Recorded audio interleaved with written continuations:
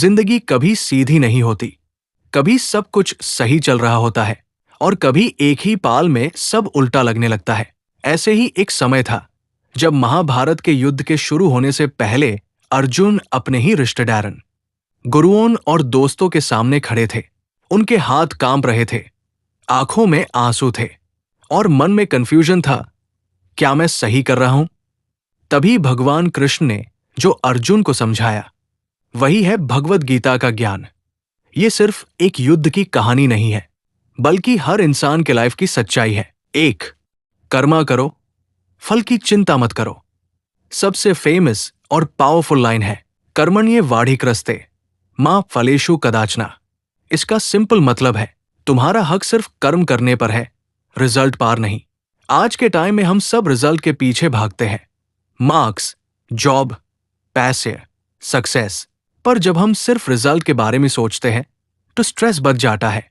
कृष्ण कहते हैं, बस अपना बेस्ट डू, दिल से काम करो, बाकी मुझे छोड़ दो।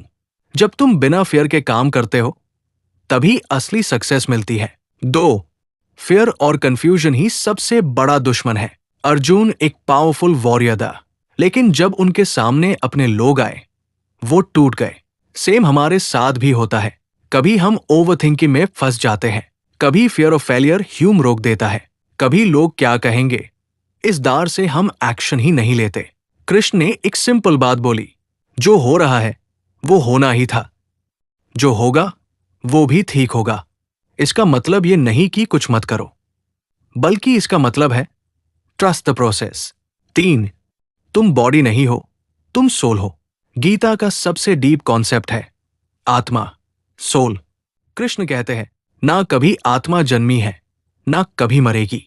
बॉडी एक कपड़े की तरह है जो बदलता रहता है। जैसे हम पुराने कपड़े छोड़कर नए पहनते हैं, वैसे ही सोल एक बॉडी छोड़कर दूसरी बॉडी में चली जाती है। इस बात को समझने के बाद डेथ का फियर कम हो जाता है, लाइफ का रियल मीनिंग समझ आता है। तुम सिर्फ एक शरीर नहीं हो, तुम एक पावरफुल एनर्जी हो। चार, लाइफ में बैलेंस जरूरी है। गीता ह्यूम सीखती है कि एक्सट्रीम किसी भी चीज का अच्छा नहीं होता, ना ज्यादा खुशी में बहना, ना ज्यादा दुख में टूटना।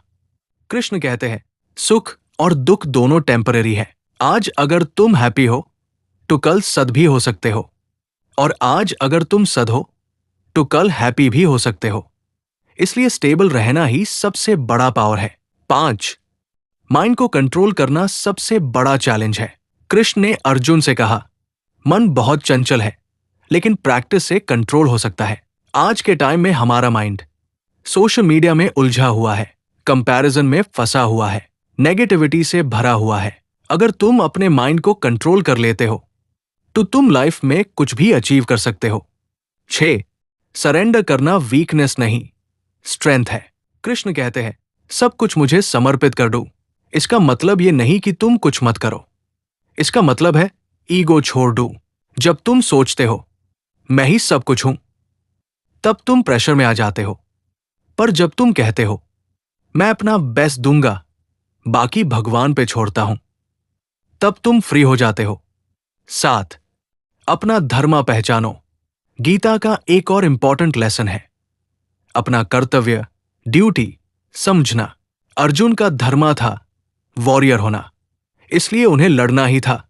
वैसे ही हर इंसान का एक रोल होता है। स्टूडेंट का धर्म पढ़ना है, पेरेंट का धर्म परिवार का ध्यान रखना है, एम्प्लॉय का धर्म ऑनेस्टली काम करना है। जब तुम अपना धर्म फॉलो करते हो, लाइफ सिंपल हो जाती है। 8, कंपैरिजन छोड़ो, अपना पाथ फॉलो करो। आज के टाइम में सबसे बड़ा प्रॉब्लम है कंपैरिजन।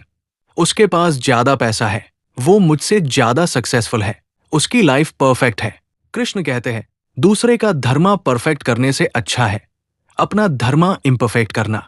मतलब अपनी लाइफ पे फोकस करो, दूसरों से कंपेयर मत करो। 9, भक्ति और फेथ की पावर। गीता कहती है, जो मुझे सच्चे दिल से याद करता है मैं उसके साथ हूं। फेथ का मतलब ब्लाइंड बिलीफ नहीं है, फेथ का मतलब है ट्रस्ट प्लस पेशेंस। जब तुम लाइफ में अकेला फील करते हो